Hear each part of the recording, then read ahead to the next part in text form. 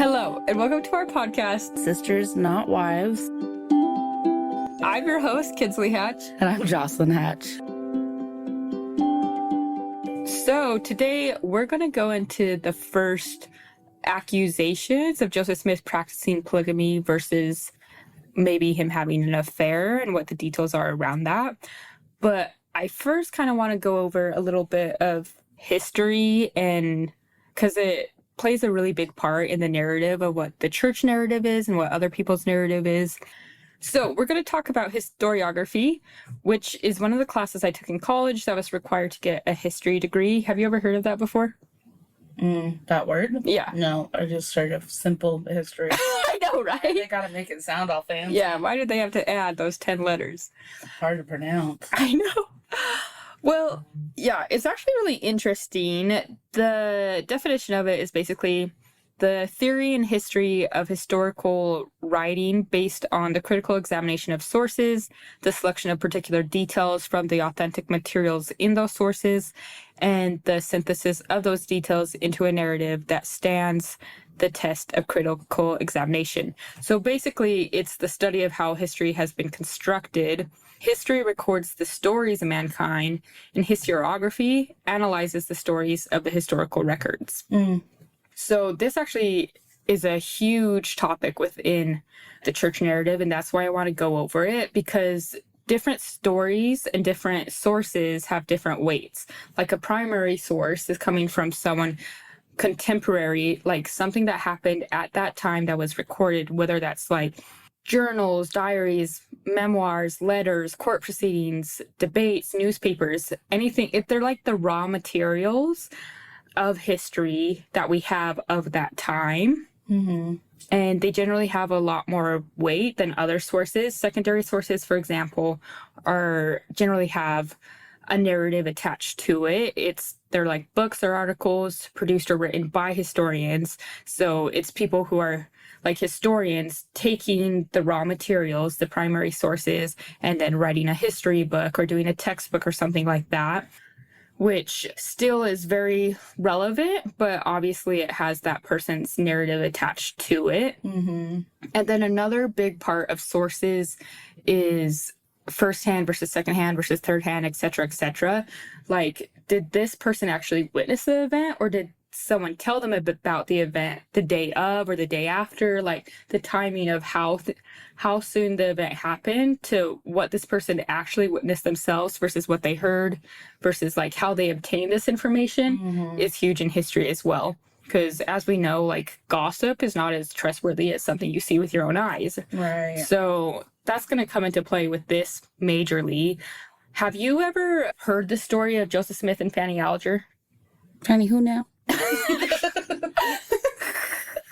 No, fair enough. Yeah, it's not talked about a lot until you start diving into it. That was like one of the first things I started, or that I found on the internet when I was looking into like the dark side of church history or whatever. And it's a really interesting story. I'm just going to go into the juicy parts of it. Okay, so Fanny Alger, she was like a servant girl, house servant type of person. She was 19 years old, and she went to work for Emma and Joseph Smith in 1833 when they were in Kirkland, I believe. Then she left with her parents in 1836, so 3 years later, and they moved to Ohio, where she met and married her husband, Solomon. So during her time working for the Smiths, it was claimed that something happened between Joseph Smith and Fanny Alger. Oh, I'm sorry. She was how old again? 19. Okay. And so he was in his 20s.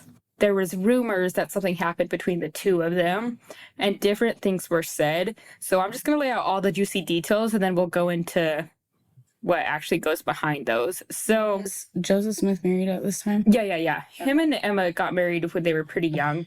Do you know how old they were? Joseph Smith was born December 1805, so he would be around 27, 28. Anyway, so he's in his late 20s. And she is, when she starts working for them, she's around 16 or 17. Her birthday isn't certain, and then she worked for them for 2 years, so she's like 18 or 19 by the time she leaves. And Emma is a year older than Joseph, so she's like in her late 20s, early 30s. So, and she goes to work for both of them in their house, helping Emma and things like that. And that's where the story gets really juicy. Oliver Cowdery is a name that people are familiar with. What do you know about Oliver Cowdery? Oh my gosh, my church history is so rusty, I really truly don't remember. Right. It's like and honestly, that's how a lot of people are. They're like, I know that. I know all the freaking names, but I can't remember who's who. Right. Well, yeah. And Barley P. Pratt, Addison Pratt. Yeah. All the names. There's a lot of them. So Oliver Cowdery, I actually really like this dude. So when Joseph Smith got the golden plates, the story goes that Emma Smith was helping him translate the Book of Mormon, but then she got pregnant with their first child. And she had really rough pregnancies, and she lost a lot of her kids. And so her first pregnancy was really rough, and so it was hard for her to sit there and translate.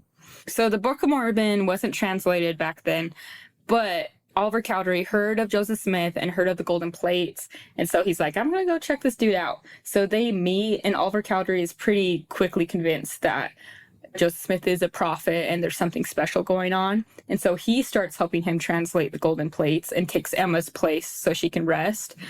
And they become really good friends. And so later on, Oliver Cowdery becomes one of the 3 witnesses of the Book of Mormon. And he's there when Joseph Smith gets the priesthood. So he plays a huge instrumental part in the founding of the church.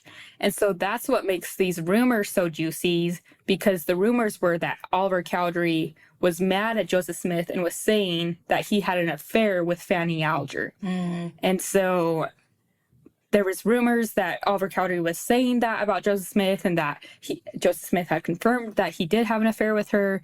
And then there's a letter that we have that Oliver Cowdery wrote to his brother Warren, referencing Joseph's dirty, nasty scrape is what he called it. And Dirty, nasty scrape? Yeah. Okay. I like that. I know, right? Say that for now. That was a dirty, nasty scrape. But, and then Oliver Cowdery in 1838 eventually gets excommunicated for 9 different charges. And one of those charges is spreading rumors that Joseph Smith had an affair with Fanny Alger. So that in 1938. In 1838. 1838. Yeah.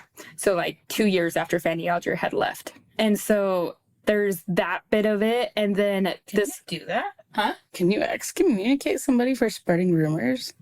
Well, we'll get into his excommunication trial details. Okay. But I mean, I think in their viewpoint, he was defaming the prophet. Excommunication trials, man. That's another thing I haven't thought about in a long time. Well, and it's really fascinating and interesting. There's a lot of that going on in the early church. There's a really big one with this guy, John C. Bennett, who was the mayor of Nauvoo, who got excommunicated for doing some pretty gnarly stuff. But yeah, so we'll get into that. But then there's this guy, William McLennan, who gives us even juicier details of the affair. And he's like, Emma told me that one night she was like, where's Joseph? And where's Fanny? And so she goes out to the barn and opens the door and peeks in, and she sees Fanny and Joseph. It says she saw the transaction. Oh, gosh. Whatever that means, it kind of sounds sexual, but I don't know. Like, sounds normal. Kind of sounds like she was selling him some bubble gum. She's like, you want some butter? Yeah, but a lot of it myself. Yeah, he said that Emma told him that. And then Emma Smith kicked Fanny out of their house in the dead of night. And so there's that witness about the rumors. And then I'll just read what that guy actually said. I told her, he's talking about his conversation with Emma Smith. He said, I told her I heard one night she missed Joseph and Fanny Alger. She went to the barn and saw him and Fanny in the barn together alone. She looked through a crack and saw the transaction! 3 times. She told me the story too was verily true. So that's the actual quote. So there's that guy who's saying that Emma confessed to that happening and that she saw it. And then there's another guy who says he was instrumental. His name's Levi Ward Hancock, and he was Fanny's parents' like brother-in-law. So he said he helped in the arrangement of the marriage, that it wasn't an affair, that it was the first polygamous marriage ever. And that's, yes. Oh. Mm-hmm. Okay. Because and this is what the church says too. There's like an article on their website about Joseph Smith and Fanny Alger, and they're like, we don't know a lot, but we know that Joseph Smith, that it was revealed to him, the doctrine of plural marriage was revealed that early. And so this is probably the first plural marriage ever, was Joseph Smith with Fanny Alger. So that's what this guy is saying happened. So I'll read what he said. But she was already married, right? No, she wasn't. Oh. So she worked for him. She was 19. 1833 is when she worked for them. They left in 1836, and then she met her husband Solomon in Ohio. Okay. Yeah, so That was it's just later right on. after that. And she did not stay in the So she went and got married after this alleged plural marriage transaction nasty scrape was happening. Yes. Okay. And her husband were not Mormons. Oh. But her parents did stay Mormon. Interesting. Yeah, so that's kind of an interesting little detail. But this is what Levi Hancock said. He said he went to his brother-in-law, who was Fanny's dad. His name was Samuel. That Joseph Smith told him to approach his dad and ask for Fanny's hand to marry him as his first plural wife, second actual wife, because he's married to Emma. Mm-hmm. So he said in his autobiography, it says, Samuel, this is him quoting himself about the whole thing that happened. Samuel, the prophet Joseph loves your daughter Fanny and wishes her for a wife. What say you? Uncle Sam says, go and talk to the old woman, referencing Levi's sister and Fanny's mother about it. I don't know. Go talk to the old woman about it. I don't want nothing to do with this. I know. Make her take care of it. That's bizarre. I know. I feel like that's really bizarre for the time. Yeah, especially for the times when that's not how things were done. It's like, I should have asked the old woman in the first place. My bad. Anyway, and then he says, 'twill be as she says. So father goes to his sister and said, Clarisse, brother Joseph, the prophet of the Most High God, loves Fanny and wishes her for a wife. What say you? Said she, go and talk to Fanny. It will be all right with me. Father goes to Fanny and said, Fanny, brother Joseph, the prophet, loves you and wishes you for a wife. Will you be his wife? I will, Levi, said she. Father takes Fanny to Joseph and said, Brother Joseph, I have been successful in my mission. Father gave her to Joseph, repeating their ceremony as Joseph repeated to him. That sounds so freaking weird. I know, right? I have so many questions. What are those questions? First of all, what? Like, what? Yeah, it's a weird...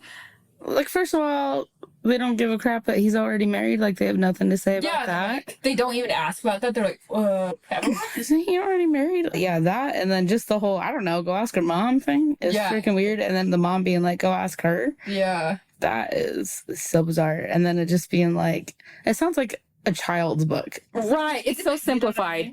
They're like, it reminds me of, what's that one story? The hen story, the like hardworking that's hen. what I was thinking of. Like she goes and asks the duck. Me. No, I will not. And then she goes to the dog. Will you help me? No, I will not. It's so weird. It's kind of weird. And I also said this kind of weird. He says father because this is from Levi's autobiography, but this part in particular is an addition by his son Mosiah. So this is Mosiah adding to the autobiography. Yeah, so we'll get into Mosiah and where he got that story.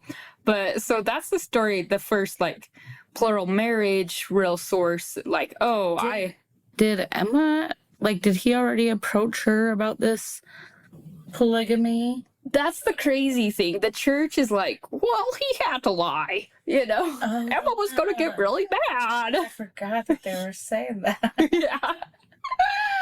But The loopholes, man. The loopholes. Do this, this, and this. yeah, it's lying Unless- for the Lord. Yeah, and it's murder for the Lord. And Yeah.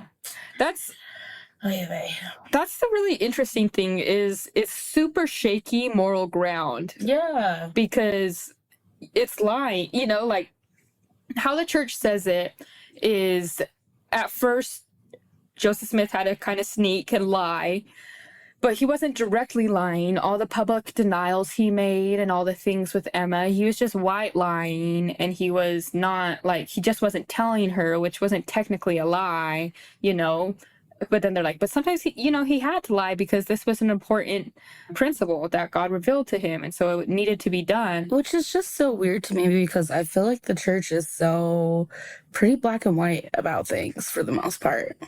Right. You know what I mean? Yeah. Like, as far as the standards that are, it's very black and white. So, like, how can you sit and have this black and white moral foundation that you're claiming to try to live by and try to have the members live by when the history is like, well, but he had to. Yeah, a lot of justification. Yes, it doesn't make any sense. It doesn't make any sense. That's the thing with polygamy. And I think when people start looking into it, that's when they're like, oh, I'm done with the church. And a lot of people are like, I'm done with religion. Because it just seems like so opposite. And the fact that the church's narrative is like trying to morally justify marrying other women behind your woman's back and lying about it and publicly denying it while secretly you are doing it. Yeah.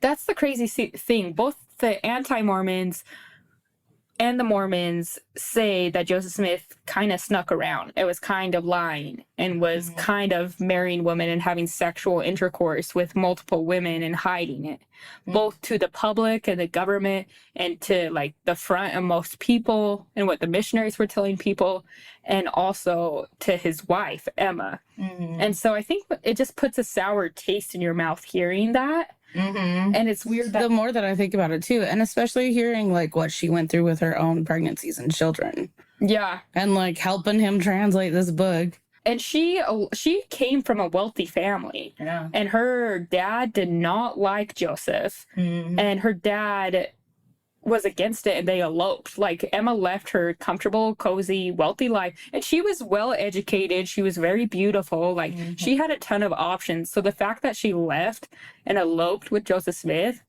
and stood by his side this whole time, was there for him when he was tarred and feathered, was there when he went to jail all those times, was there, had like 9 babies and dealt with so many of their babies not living, you know, like so many things like that. Their first child was a stillborn, which was super hard on her, and she just supported him the whole time. So knowing this, it's interesting also because the narrative about Emma has changed over time. Like, I remember when I think we already talked about this in the last episode, but I remember when I was a kid, Emma is kind of like, she wasn't strong enough to go to Utah, you know?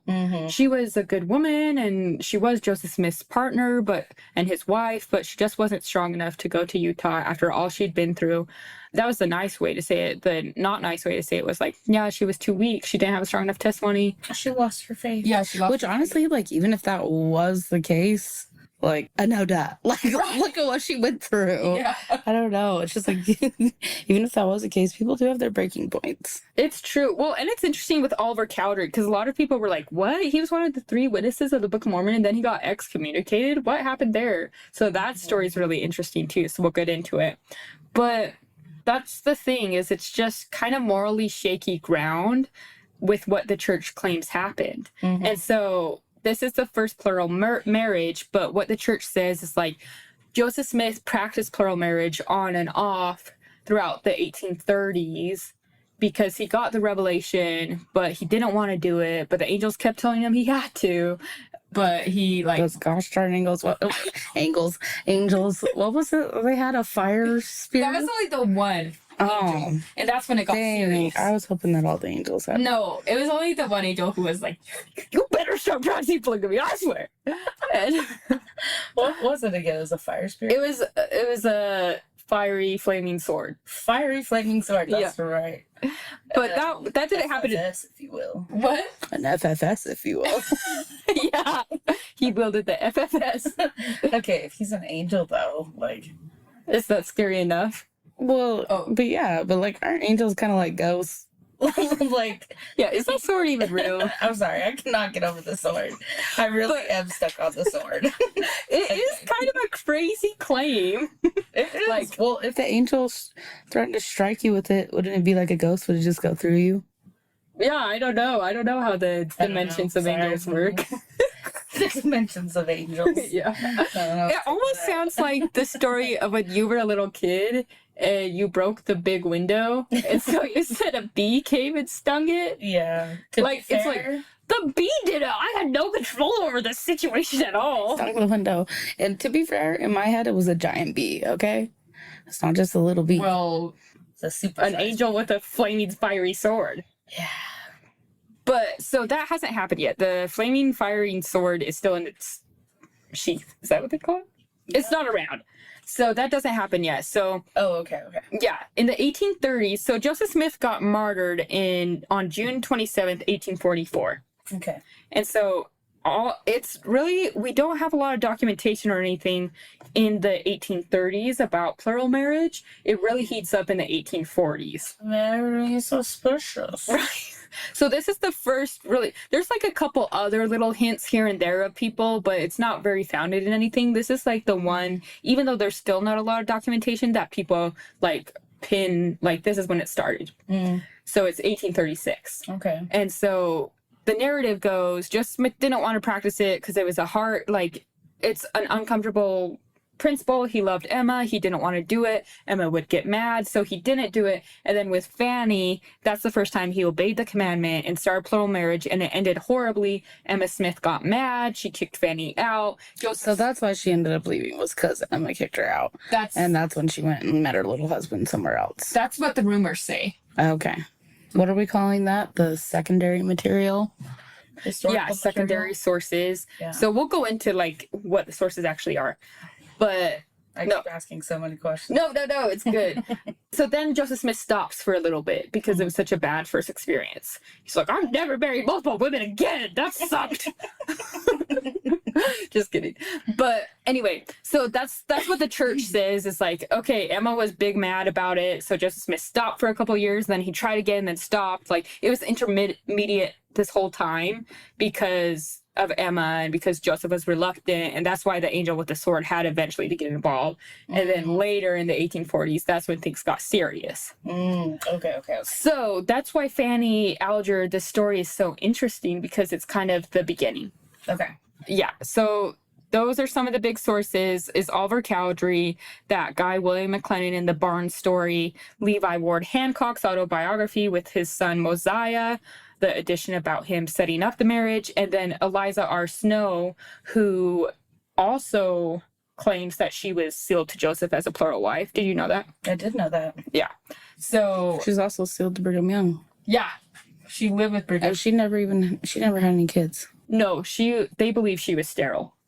So she, in a list years later, she wrote a list of Joseph Smith's plural wives, and Fanny Alger was on that list. So that's one source. And then there's this woman, Eliza Jane Churchill Webb, who in her letter, that's where the story of Emma Smith kicking Fanny out of the house goes.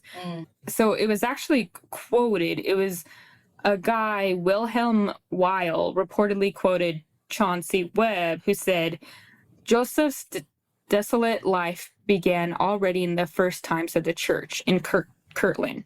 He was sealed there secretly to Fanny Alger. Emma was furious and drove the girl out, who was unable to conceal the consequences of her celestial relation with the prophet, out of her house.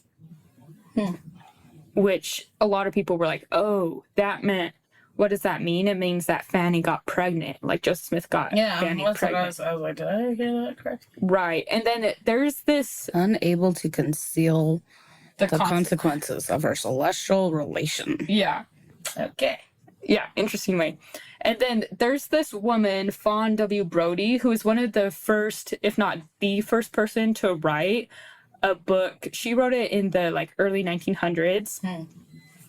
And she wrote a book about Joseph Smith, and it was kind of one of the first books out there. And it's called No Man Knows My History, The Life of Joseph Smith, the Mormon Prophet.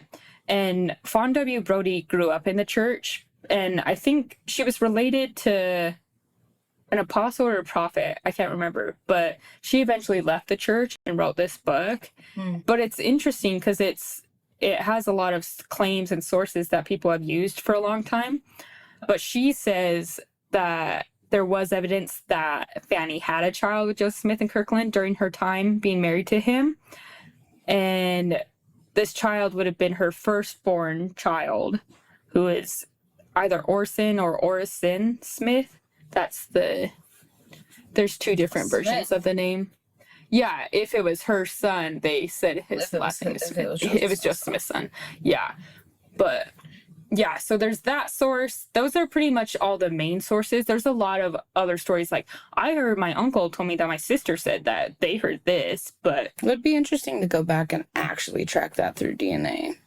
so they actually have. Okay. That's what I So was going to ask. yeah, so in 2005, they did a DNA study on Orson, and he's not a descendant of Joseph Smith. Okay. So that's the cool thing. There's a lot of claims of women being like, oh, I was secretly married to Joseph Smith. And they're telling it like way later in life. And they're like, hey, I was secretly married to Joseph Smith and I didn't tell anyone. And you're his kid. And then they die. The kids are like, oh, Why would you do that? yeah. It's terrible. Yeah. Peace out. Good luck dealing with your identity now. Have fun with your daddy issues. And now your mommy issues. Yeah. Oh gosh. So they've done a whole bunch of genealogy based off of those claims. Yeah, they've done DNA studies based off of those claims. And we'll do an episode about it. But let's just say they all came out like this one did. Okay. There's a lot of claims that, like, Interesting. yeah. DNA, man, it's really coming through. I know, right? DNA is catching killers. It's proven. Who's baby daddy? Yeah. You really belong to? Now Jerry Springer. What? Jerry Springer. You know what that is? No. It's that guy. He used to have that wild TV show where he'd be like, and you are not the father. Those crazy things. DNA is the OG. Man, can you imagine if they got one of those with Joseph Smith? With all of his claim for, oh man. For real. That's hilarious. So those are like the 6 main sources of what's going on. So yeah, just gonna break them down basically. So yeah, we kind of already talked about Oliver Cowdery. He's one of the 3 witnesses of the Book of Mormon, and he was a founding member of the church when it was founded on April 6th, 1830. So the letter that says a dirty, nasty, filthy scrape. I gotta write that down. It was written on January 21st, 1838. And then the copy we have, scrape, the word scrape is crossed out and overwritten with the word affair. So it's like in no uncertain terms. So that is interesting. He's like, translate this, Joseph Smith. Oh my gosh. That's hilarious. So people quote this a lot. Anti-Mormons quote this a lot. I don't know if I found this in the church sources, but the letter. The actual dirty, letter. Nasty scrape. Because it's like pretty clear what that all means, you know? Especially after you crossed it out. Yeah. So the interesting thing about this letter, though, is the only copy we have is not the original. So, kind of interesting history fact. Back then, they had what was called letter books, which was basically the original hard drive of the 1800s, where businessmen and people who were wanting to keep track of their correspondences and have a record of them created these letter books, and they are considered very legit in a historical aspect because they're bound and they go in chronological order. That way it's really easy to tell if a source is contemporary or not contemporary. If it was slid in or ripped out or cut out, you could easily see. So that is really helpful for historical analysis. But then on top of that, they did this kind of ink transfer system with their letters or documents where after writing it, when the ink was still wet, they'd use a thin piece of paper and like press it onto it to directly have a duplicate, not just a copy, but a legitimate duplicate of this letter that they pressed into the letter book. So you know it's exactly the same thing as the letter that was sent out. So letter books are super valuable in that sense.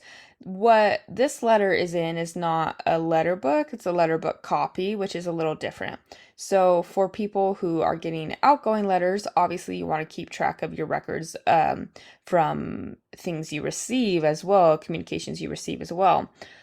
We don't have the original, like, duplicate or original letter from Oliver, but his brother, who received the letter, Warren F. Cowdery, has it in his letter book copy, and his son, Warren F. Cowdery, is the one who maintained the letter book. So it is believed that Warren F., the nephew of Oliver, is the one who scraped out the original wording.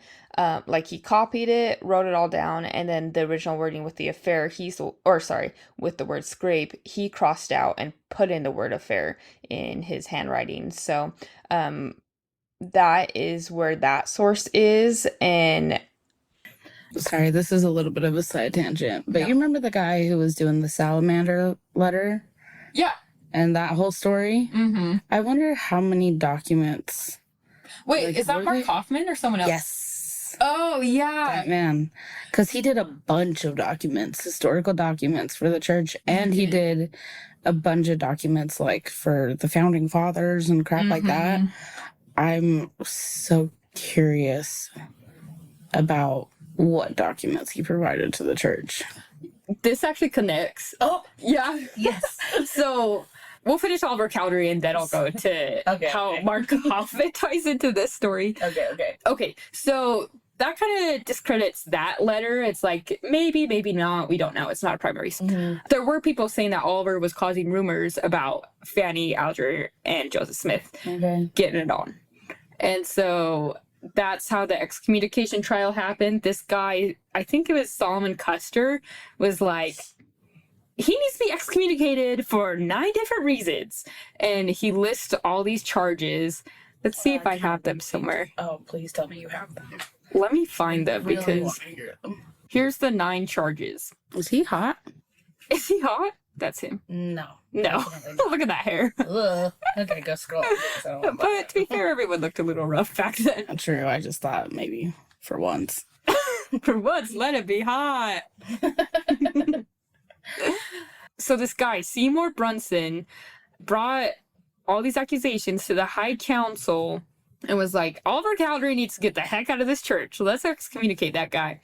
So, number 1, for persecuting the brethren by urging on vexatious lawsuits against the brethren and thus distressing the innocent. Number 2. What? I'm sorry, what? So there was like a lot of lawsuits going on back then. There was like money problems. In 1837, the bank that Joseph Smith established failed. And so there's a lot of people who were like, you owe me money, and like things were unpaid, and people had other people's notes. And Oliver Cowdery later became a lawyer. And so Oliver Cowdery was kind of caught up in the financial parts of that. So I think that was pertaining to that. Sounds so messy. Yeah, it really was. That was like a huge schism within the church where a lot of people left because they lost all their money. And they're like, we invested in this, thinking that you were a prophet. Well, that's what people always say too, is Joseph Smith was just a scam artist. Right. People do say that a lot. Mm-hmm. So there's lawsuits going on. And then number 2, forsaking to destroy the character of President Joseph Smith Jr. by falsely insinuating that he was guilty of adultery. So that's the charge where he's like, you slept with Fanny. And then 3, by treating the church with contempt by not attending meeting. Oh, gosh. You can get excommunicated for that. Dang, bro. Yes, so. And then he said, for virtually denying the faith by declaring that he would not be governed by any ecclesiastical authority nor revelation whatever in his temporal affairs. I'm kind of liking Oliver Cowdery more and more. I love Oliver Cowdery, and I'll read to you his response. It's freaking awesome. Oh, he didn't gosh. even bother to show up at the trial. He sent a letter. He's like, let me tell you what I think about this. I ain't got time for this. I know. It was awesome. Okay, but that's 4. 5, for selling his lands in Jackson County contrary to the revelations. That just ties into number 1. I know, honestly. Or the number, the one above really it. funny. Number 6, for writing and sending an insulting letter to President Thomas B. Marsh while on the High Council, attending to the duties of his office as President of the Council, and insulting the High Council with the contents of said letter. That was a really mean letter, dude. Oh my God. 7, for leaving his calling in which God had appointed him by revelation for the sake of filthy lucre and turning to the practice of law. What? Yeah. So For filthy what now? What was that Lucre. word? Lucre. yeah, so basically they're saying, you just wanted money and want to become a rich lawyer. And then 8, for disgracing the church by being connected in the bogus business, as common report says.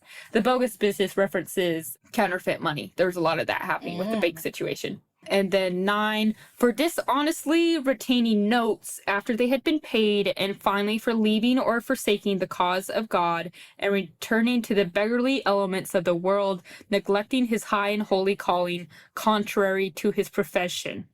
So those were the 9 charges. That's pretty weak. I know. Well, I don't know. I don't know about like the money ones and stuff, but the whole like insulting people and not whatever the other freaking callings were and stuff. Yeah. Like, And just and not being governed by the leaders. Yeah. Like, Yeah, so it's honestly sounds like some people got their panties in a wad and got offended by Alger Calvary not willing to like be mowed over by these people who are like, well, I'm in the High Council, so you should do this, you know? Like, it's Alger Calvary. And the interesting thing is, after the excommunication, Alger Calvary and Joseph Smith stayed friends. Like, they wrote letters to each other, and even in Carthage, the morning before he was killed, he got a letter from Alger Calvary. We don't know what it said. We don't have a copy of that letter, but like, what the freak happened to all these letters? Like, I was just thinking about that too. Like, think about all the freaking journals and all the letters. Like, are they all just in museums and crap? Like, so I would assume so. yeah, it's interesting. But like, that's gotta be so. If you just think about it historically, there's gotta be so many letters. Yeah, for real. Really, just get destroyed eventually. Or... Yeah, they get destroyed or not maintained. I think the church has a lot. Like, that's why the Joseph Smith papers being released was such a big deal, because the church had all that for a long time. And so them releasing it to the public was, everyone's like, oh my gosh, wow, you know? So I think the church has a lot, but the RLDS church had their own library of stuff. Oh. Yeah, but it all got burned down in the Chicago fire, that big. Yeah. Yeah, so I would love to see those letters. I know. I bet that would bring so much truth. Yeah, I'm sure it brings so much. So more light. much. Yeah, it's really. Especially if a lot of it was like Joseph and Emma's letters. Like, Exactly. That's how I feel. It would.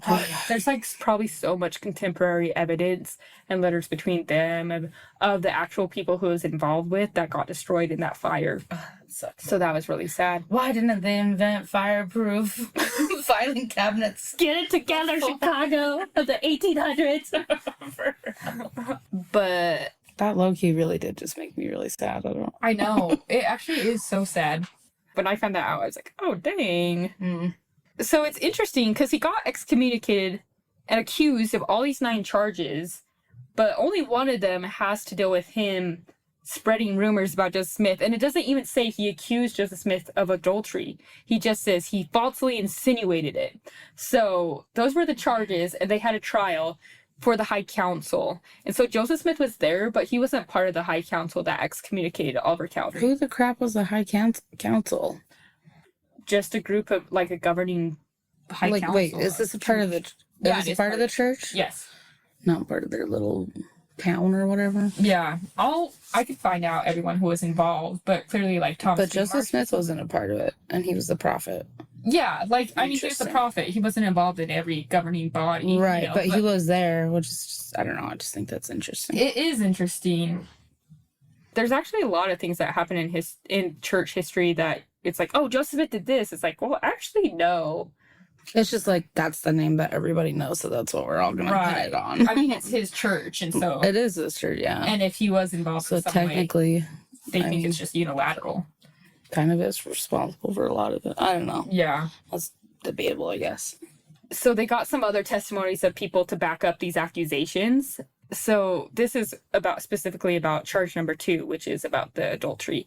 In the trial, George W. Harris and Thomas B. Marsh say how Oliver wouldn't answer directly about Fanny Alger, but insinuated that Joseph had the affair with her by cocking his eyebrow and giving considerable winking.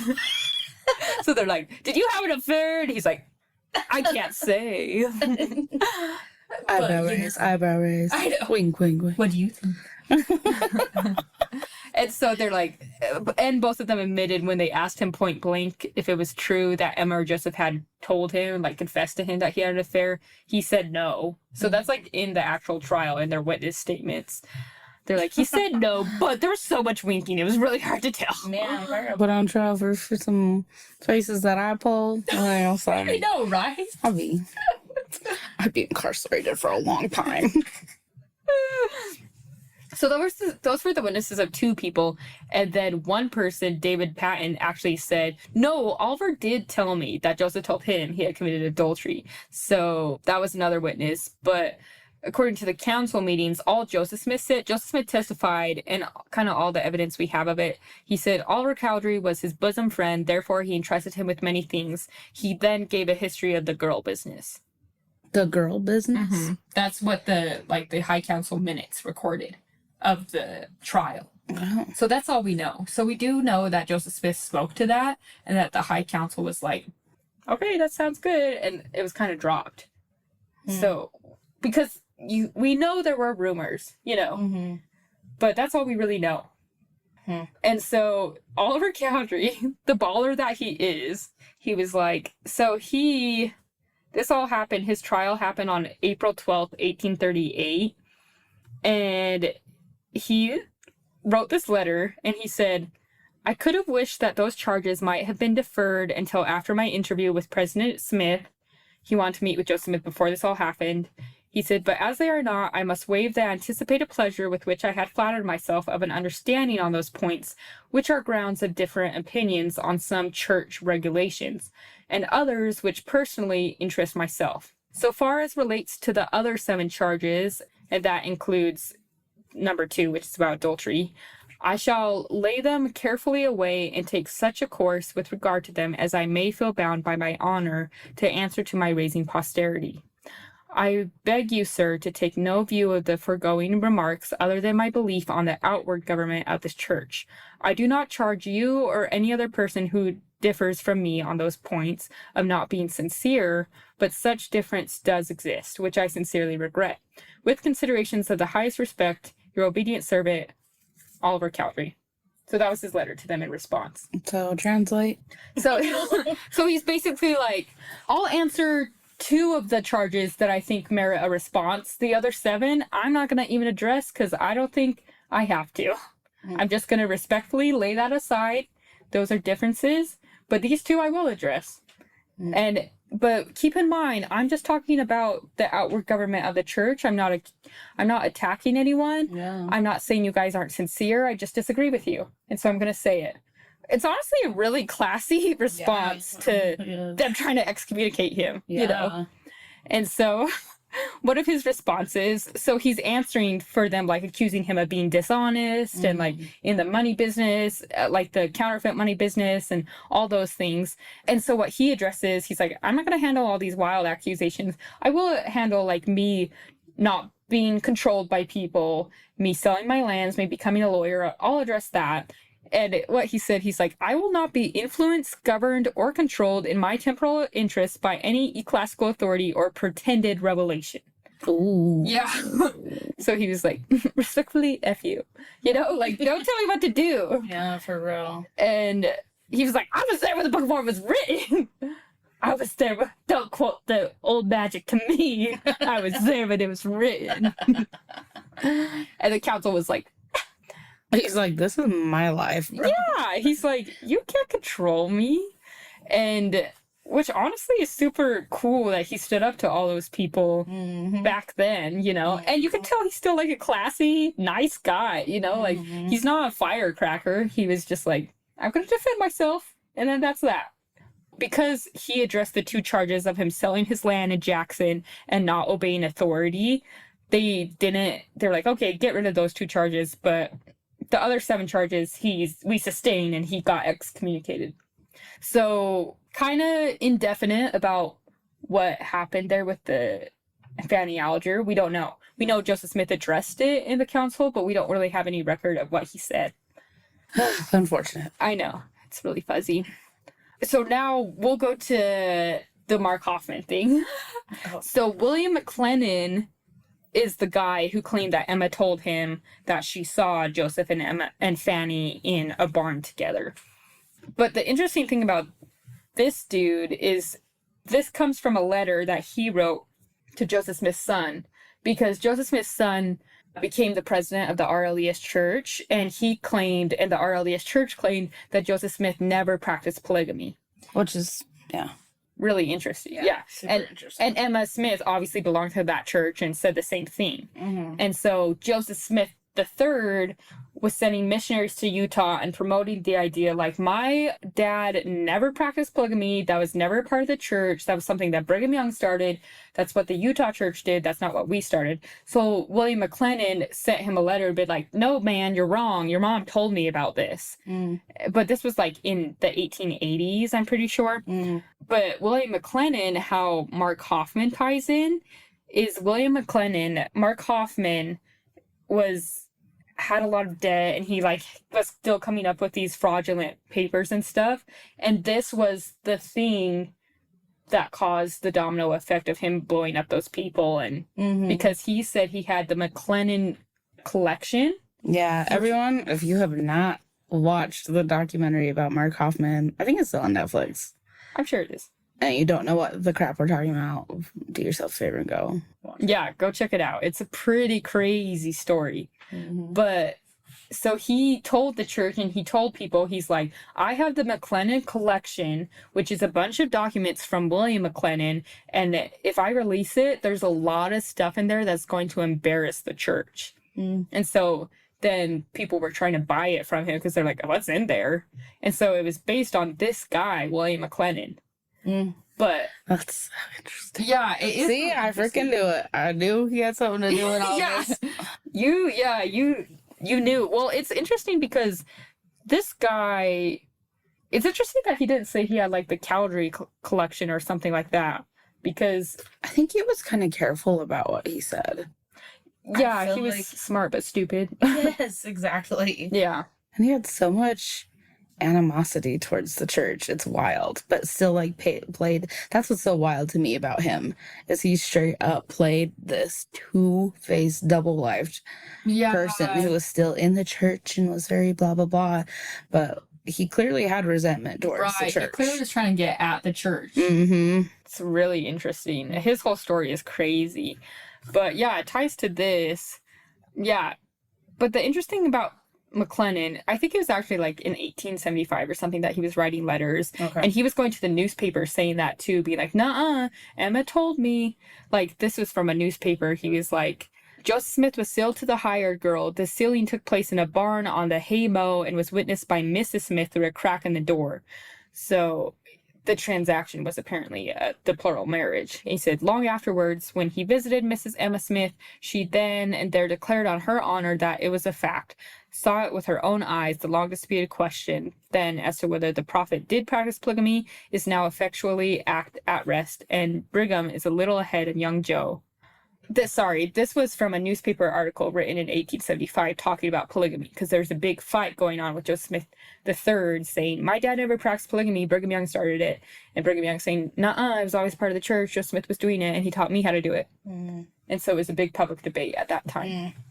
So William McLennan, that's the interesting thing about him, though, is his connection to the church and Joseph Smith.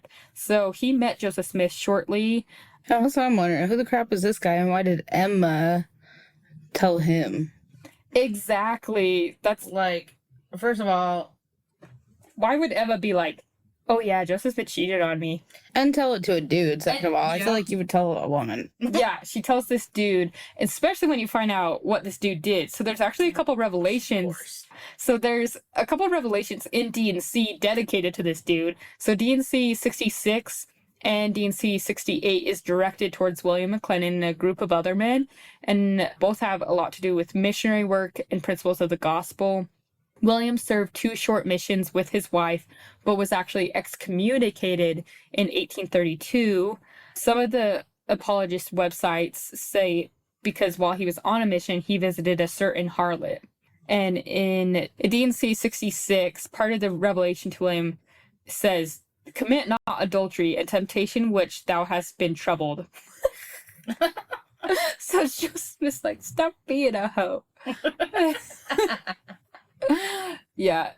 But other people say, no, he wasn't like sleeping with harlots or whatever. He just kept going on missions that he was assigned to and then abandoning them. But either way, there was kind of some bad blood with him and Joseph. So he was executed in 1832, but Joseph Smith was a pretty forgiving guy. There was a lot of times where people would do things and there'd be bad blood, and then Joseph Smith would like, no, come back, let's be friends. He was the Taylor Swift of 1838. Put that on a t-shirt. Yeah. Except I don't know how many people would buy that. Yeah, nobody's gonna get it. We'd be worried it. Us and the members. I don't think the non-members. They would just be confused. It would be a great conversation starter. It would. You can wear it on first dates. Oh, this? So he was reinstated. William McLennan was reinstated after he was excommunicated in 1835, and then he became one of the 12 apostles. So that was clearly in the past. But then in 1838, he was excommunicated again. This time for realsies. The reason for his excommunication really isn't spelled out anywhere, but it said he lost faith in the leadership of the church and he wanted to reorganize the church with Whitmer as the new prophet to replace Joseph Smith. He's like, Joseph Smith is a fallen prophet. Let's put David up there. And so, but the other really funny thing is in one of his accounts, he accidentally says Fanny Hill instead of Fanny Alger. And Hill, like Hill. Yeah, like that was her last name, which is kind of awkward because there is this book called The Memoirs of a Woman of Pleasure. That was printed in 1748. It was pretty much like a pornographic book for that time period. Right, according to Right. And the main character of this book is called Fanny Hill. Oh my god. So it's like he just told on himself. He's like, oh sorry, I was doing some reading before this. Anyway, so that's a little bit awkward. Yeah. This guy over here. Oh man. I know, he totally outed himself. But then also, when Joseph Smith was in jail, he was a part of a group that like robbed and ransacked Joseph's home, which was also Emma's home. So it's like, why that? So this comes from... Right. So in a journal entry by John L. Butler in 1859, he recounts how Emma's house was ransacked by McLennan and another man, and how his wife and other women gave Emma some blankets and bed clothing. He's talking about Butler's wife, gave like Emma some things because they were all stolen from her. And like, I'm her confidant and her thief. Yeah. It was like, did you steal from her before she told you about this or after? Mm-hmm. And then there's also another thing where he says he wants an account where he says he wants to go fist fight Joseph while he's in Liberty Jail. And then allegedly Joseph said, I agree, as long as you take my leg irons off. And McLennan's like, okay, well then I want a club. And then the sheriff was like, we're not doing this. What is this guy? I know. I can't get over him. So that's just I know. That's just a story. I couldn't find any sources to back that one up. Oh man, I hope it's true. But the fact, it's like, what? Why does he like give me the impression that he's like just this hillbilly little gossipy troublemaker, swindler? Yeah. He sounds like drama, honestly. Yeah. So... Thinks he's a playboy. He ain't. I know. This is one other little thing that Joseph Smith said. He wrote a letter to the church while he's in Liberty Jail, and he says...